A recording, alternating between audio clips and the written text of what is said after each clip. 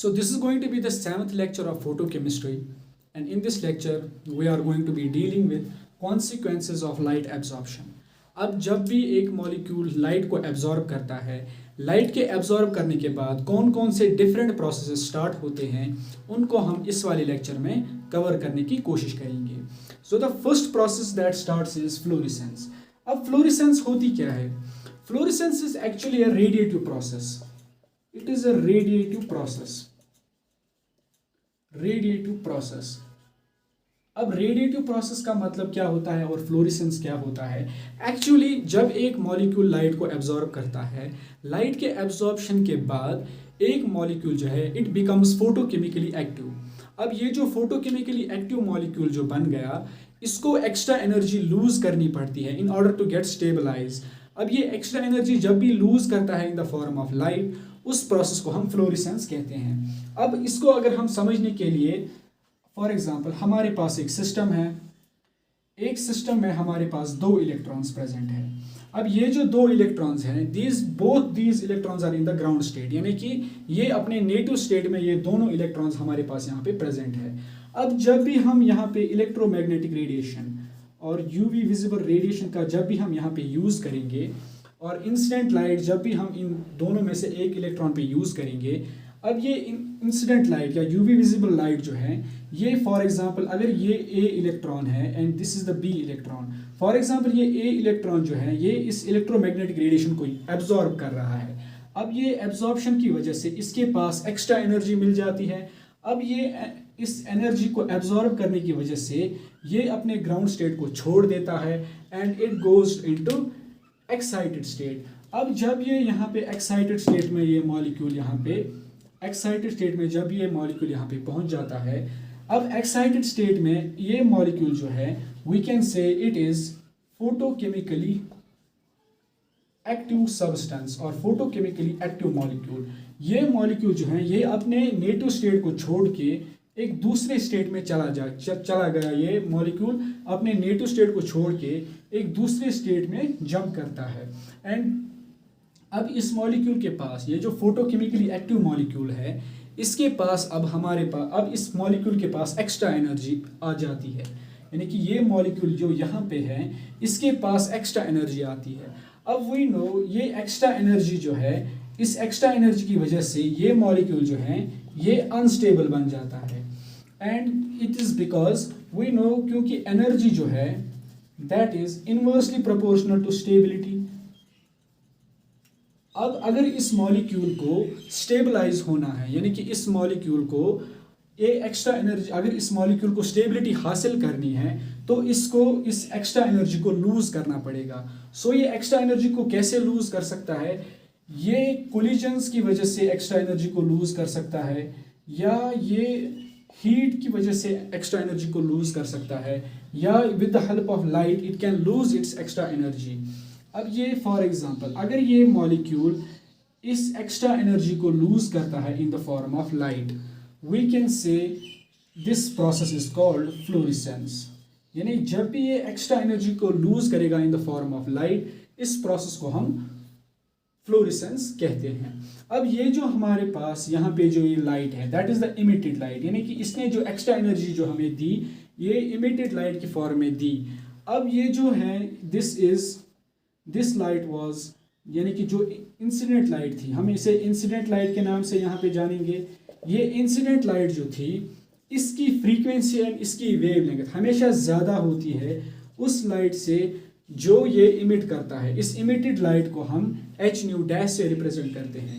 इसका मतलब ये होता है, फॉर एग्जांपल अगर हमारे पास इंसिडेंट लाइट जो थी वो 200 नैनोमीटर की थी एंड जो लाइट इसने यहाँ पे इमिट की वो हमें 200 नैनोमीटर से हमेशा ज़्यादा मिलेगी, और वी कैन से इसकी एनर्जी हमेशा कम होगी, यानी कि इमिटेड रेडिएशन की एनर्जी हमेशा कम होगी एज कम्पेयर टू उस लाइट से जो लाइट इसने एब्जॉर्ब की थी या जो एनर्जी इसने एब्जॉर्ब की थी. और वी कैन से अगर फॉर एग्जांपल इंसिडेंट लाइट जो थी यहाँ पे 200 नैनोमीटर की थी, ये हमेशा ज़्यादा होगी उस लाइट से जो ये मॉलिक्यूल एब्जॉर्ब कर रहा है, जो ये मॉलिक्यूल इमिट करता है। फॉर एग्जांपल अगर इमिटेड रेडिएशन यहाँ पे 210 नैनोमीटर की है, अगर यहाँ पे आपको कंफ्यूजन होता है तो इसको आप ऐसे भी अज्यूम कर सकते हैं। फॉर एग्जांपल अगर हमारे पास इंसिडेंट लाइट थी 10 जूल की, एंड जो इसने इमिटेड लाइट यहाँ पे हमें दी वो हमें सिर्फ 9 जूल की लाइट ही यहाँ पे मिलेगी। अब ऐसा क्या होता है कि हमें ये एनर्जी की जो एनर्जी लॉस हमें यहाँ पे दिखता है। इसकी वजह ये होती है कि जब भी एक मॉलिक्यूल या फोटोकेमिकली एक्टिव मॉलिक्यूल ये जो है ये कुछ एक्स्ट्रा ये अपनी एनर्जी कुछ यूज़ करता है इन डूइंग कोलिजन्स, ये कोलिजन्स की वजह से कुछ एक्स्ट्रा एनर्जी लूज करता है, और वाइब्रेशंस की वजह से कुछ एक्स्ट्रा एनर्जी लूज करता है, और यहाँ पे कुछ रोटेशंस होती हैं जिसकी वजह से हमें यहाँ पे एनर्जी की डिफरेंस मिलती है। So this was about fluorescence. अब जो फ्लोरेसेंस के बारे में एक और चीज़ हम जो यहाँ पे डिस्कस करने वाले हैं दैट इज फ्लोरेसेंस जो है it is an instantaneous process, यानी फ्लोरेसेंस हमेशा रैपिडली होती है, यानी कि it occurs in 10⁻⁻8 to 10⁻⁻9 seconds. यानी फॉर एग्जांपल अगर हमारे पास कोई लाइट सोर्स है, जब भी हम लाइट सोर्स किसी भी सब्सटेंस पे डालेंगे, as long as we use this light source यहाँ पे फ्लोरेसेंस स्टार्ट होगी, एंड जब भी हम लाइट सोर्स को कट ऑफ करेंगे यानी कि लाइट सोर्स को बंद करेंगे, फ्लोरेसेंस यहाँ पे रुक जाती है। And this was about fluorescence. अब जो दूसरी चीज़ हमें यहाँ पे स्टडी करनी है दैट इज रेजोनेंस फ्लोरेसेंस। अब रेजोनेंस फ्लोरेसेंस होती क्या है? अब रेजोनेंस फ्लोरेसेंस के बारे में जब भी हम डिस्कस करते हैं, रेजोनेंस फ्लोरेसेंस, अब रेजोनेंस फ्लोरेसेंस होती क्या है? It is similar to that of fluorescence, लेकिन रेजोनेंस फ्लोरेसेंस में सिर्फ एक चीज़ का हमें यहाँ पे डिफरेंस मिलता है, दैट इज जो हम यहाँ से इंसिडेंट लाइट देते हैं और जो हमें यहाँ पे इमिटेड रेडिएशन मिलती है, इनकी फ्रीक्वेंसी और इनकी एनर्जी और वी कैन से इनकी वेवलेंथ जो है वो बराबर होती है। फॉर एग्जांपल अगर हमारे पास एक इलेक्ट्रॉन है, इस इलेक्ट्रॉन को हम फॉर एग्जांपल इस इलेक्ट्रॉन को हम 400 नैनोमीटर की वेवलेंथ ऑफ लाइट प्रोवाइड करते हैं। अब ये लाइट जब ये इलेक्ट्रॉन एब्जॉर्ब करेगा and this electron will jump into excited state, यानी कि S0 स्टेट से ये इलेक्ट्रॉन S1 स्टेट में जंप करेगा।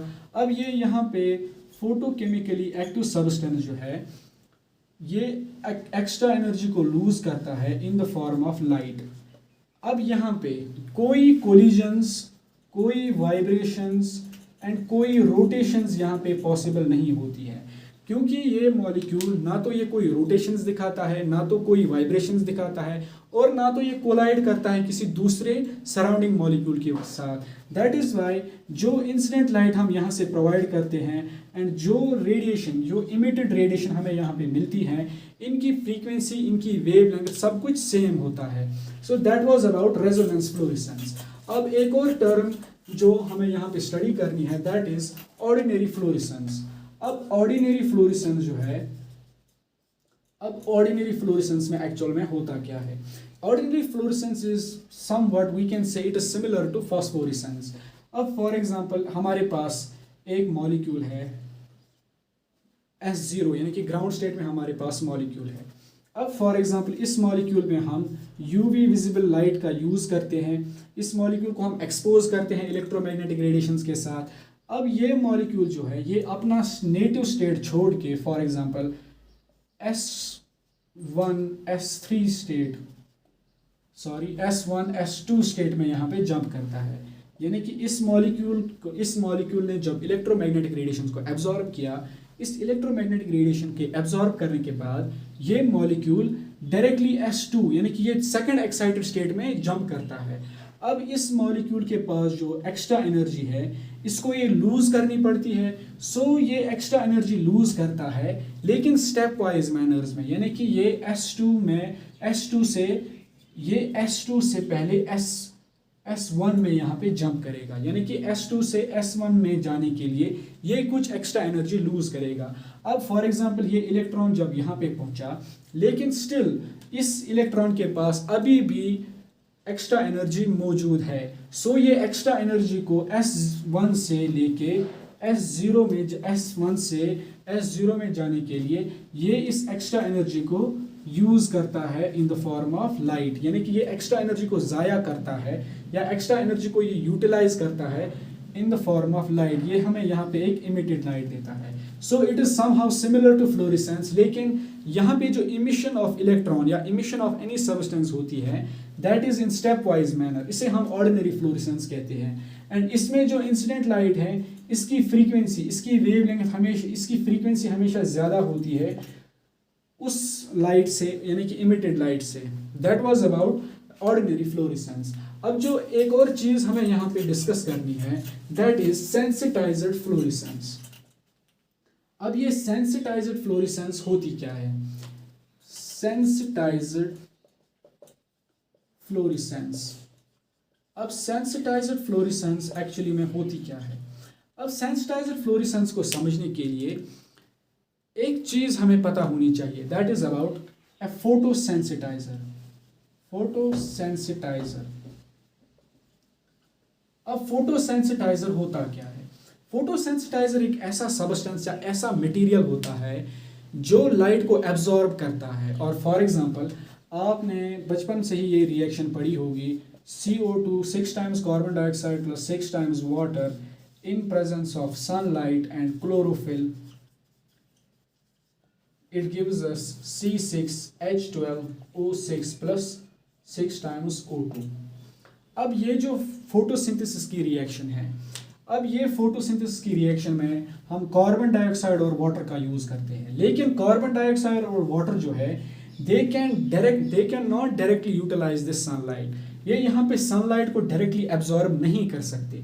इसके लिए हम नेचुरली हमारे पास क्लोरोफिल प्रेजेंट होता है। ये क्लोरोफिल एक्ट करता है फोटोसेंसिटाइजर, यानी कि ये मदद करता है इस लाइट को, ये क्लोरोफिल जो है ये मदद करता है कार्बन डाइऑक्साइड और H2O के डिकम्पोजिशन में, और वी कैन से ये कार्बन डाइऑक्साइड और H2O को मदद करता है to get converted into glucose. अब ये ऐसा कैसे करता है?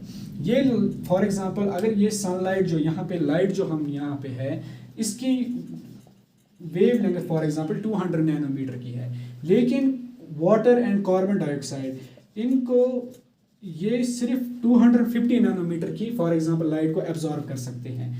अब ये क्लोरोफिल जो यहाँ पे फोटोसेंसिटाइजर है ये इस लाइट को स्टोर करता है, यानी कि पहले ये लाइट जो है ये यहाँ पे क्लोरोफिल में स्टोर होती है। अब क्लोरोफिल यहाँ पे क्या करता है, ये इस लाइट को उस केपेबल बनाता है कि जिसकी वजह से इस CO2 और H2O की कन्वर्जन हो जाए into glucose. So this is the photosensitizer. अब सेंसिटाइजर फॉर फ्लोरेसेंस में हम एक सेंसिटाइजर यानी कि फोटोसेंसिटाइजर का यूज करते हैं। इस फोटोसेंसिटाइजर की वजह से एक सब्सटेंस में फ्लोरेसेंस इस क्लोरोफिल की इस फोटोसेंसिटाइजर की वजह से एक सब्सटेंस में फ्लोरेसेंस हो सकती है। फॉर एग्जांपल अगर हम सिल्वर एटम, अगर हमारे पास एक सिल्वर एटम होगा, जब भी हम सिल्वर एटम को 235.7 नैनोमीटर की वेवलेंथ प्रोवाइड करेंगे, इस सिल्वर एटम में 235.7 नैनोमीटर की वेवलेंथ की वजह से यहाँ पे फ्लोरेसेंस हो सकती है। लेकिन अगर फॉर एग्जांपल हम सिल्वर का यहाँ पे यूज़ करेंगे, सिल्वर में जब भी हम 235.7 नैनोमीटर की वेवलेंथ का लाइट यूज़ करेंगे यहाँ पे फ्लोरेसेंस नहीं हो सकती। लेकिन जब भी हम सिल्वर में मरकरी के कुछ वेपर्स यहाँ पे यूज़ करते हैं, this mercury vapours these acts as photosensitizer, and इस फोटोसेंसिटाइजर की वजह से सिल्वर में भी फ्लोरेसेंस पॉसिबल हो सकती है। So that was about sensitized fluorescence. अब जो we are going to study about कि किन किन चीज़ों में फ्लोरेसेंस, हम यूजुअली किन किन चीज़ों में फ्लोरेसेंस देखते हैं। The first thing is uranyl sulphate. अब यूरेनल सल्फेट एक ऐसा कंपाउंड है जिसे हम क्वांटम यील्ड डिटेक्टर्स में यूज़ करते हैं। पर्टिकुलरली हम इसे केमिकल एक्टिनोमीटर में यूरेनल सल्फेट का यूज़ करते हैं। अब यूरेनल सल्फेट जो है ये ऑक्सैलिक एसिड की डिकम्पोजिशन करता है। यूरेनल सल्फेट जो है ये ऑक्सैलिक एसिड की डिकम्पोजिशन करता है into water and carbon dioxide. Now this uranyl sulphate is a fluorescent material, यानी कि ये ऐसा मटेरियल है जो फ्लोरिसेंस दिखा सकता है। एंड अनदर सबस्टेंस जहाँ पे फ्लोरिसेंस प्रेजेंट पॉसिबल होती है, दैट इज जब हम सोडियम, मर्करी और सिल्वर का एक सोल्यूशन या इन तीनों मेटल्स को जब हम एक साथ लेते हैं तो दीज मेटल्स शो फ्लोरिसेंस। ये मेटल्स जो है, ये सबस्टेंस जो है, ये यहाँ पे फ्लोरिसेंस दिखा सकते हैं। And another thing is, another compound जहाँ पे फ्लोरिसेंस हमें मिलती है, दैट इज फ्लोरोस्पार, यानी कि calcium difluoride. It is the substance जहाँ पे जो फ्लोरिसेंस यहाँ दिखा सकता है। And fourth one is chlorophyll. Chlorophyll में भी फ्लोरिसेंस हमें दिखती है। And now we are going to be jumping on the applications of fluorescence. अब फ्लोरिसेंस की एप्लीकेशंस के बारे में जब भी हम डिस्कस करते हैं, एप्लीकेशंस ऑफ फ्लोरिसेंस। अब फ्लोरिसेंस जो है, इसकी एप्लीकेशंस ऑलमोस्ट हर किसी फील्ड में हम देखते हैं। अगर हम फोरेंसिक साइंस जो है, वहाँ पे फ्लोरिसेंस की बहुत ज़्यादा एप्लीकेशंस होती हैं। जब भी कोई क्राइम सीन होता है, क्राइम सीन पे जब भी कोई फिंगरप्रिंट्स डिटेक्ट करने पड़ते हैं, तो उस टाइम हम यूवी विजिबल लाइट को एक, फॉर एग्जांपल एक मर्डर वेपन अगर हमारे पास होगा, उस मर्डर वेपन पे हम यूवी विजिबल लाइट का यूज़ करते हैं, एंड जिसकी वजह से हमें वहाँ पे उस विक्टिम के या उस क्रिमिनल के फिंगरप्रिंट्स हमें इजीली यहाँ पे डिटेक्ट हो सकते हैं। और we can use it in to detect food quality. अब फूड क्वालिटी को डिटेक्ट करने के लिए भी हम फ्लोरिसेंस का यूज़ करते हैं। फॉर एग्जांपल हम यहाँ पे फ्लोरिसेंट माइक्रोस्कोप्स का यूज़ करते हैं। फ्लोरिसेंट माइक्रोस्कोप्स, अब फ्लोरिसेंट माइक्रोस्कोप्स जो है, ये हम यहाँ पे यूज़ करते हैं। इससे हम चेक कर सकते हैं कि वेदर कोई फूड मटेरियल जो है ये हमारे लिए ईडेबल है या नॉन ईडेबल है। अब ऐसा कैसे पॉसिबल हो सकता है? अब जो कुछ केमिकल्स, कुछ बैक्टीरिया जो होते हैं एंड कुछ पर्टिकुलर कुछ वर्म्स होते हैं, इनकी स्किन जो है, इनकी स्किन ईजिली फ्लोरिसेंस दिखा सकती है। जब भी हम इन पे लाइट को, इनकी स्किन पे जब भी हम लाइट पड़ती है तो they start to glowing. And अगर हमारे पास कोई भी फूड मटेरियल होगा एंड उस पर अगर हम यूवी विजिबल लाइट को यूज़ करेंगे एंड अब वहाँ पे ग्लोइंग वहाँ पे दिखा रही है, तो इट मीन्स कि इस पे बैक्टीरिया या वर्म्स प्रेजेंट हो सकते हैं। अब इसका मेडिकल यूज़ हम हॉस्पिटल्स में इसका यूज़ कर सकते हैं। फॉर एग्जांपल किसी बंदे को फॉर एग्जांपल वर्म्स किसी के बॉडी में प्रेजेंट होते हैं, तो डॉक्टर क्या करता है, उसकी बॉडी को हम एक्सपोज करते हैं यूवी विजिबल लाइट से। अब ये जो वर्म्स होती हैं, इनकी स्किन भी यूवी विजिबल लाइट को एब्जॉर्ब करती है और वी कैन से इनकी स्किन जो है वो फ्लोरिसेंट्स दिखा सकती है। अब जब भी एक पेशेंट की बॉडी पे जब हम यूवी विजिबल लाइट का यूज़ करेंगे, तो अगर इसके बॉडी में वर्म्स प्रेजेंट होंगे, ये वर्म्स जो हैं ये ग्लो करना स्टार्ट करेंगे, क्योंकि ये यूवी विजिबल लाइट को एब्जॉर्ब कर सकते हैं and that is how their skin will glow. And हमें ये पता चल सकता है कि whether this man is infectious or not. So this was about fluorescence.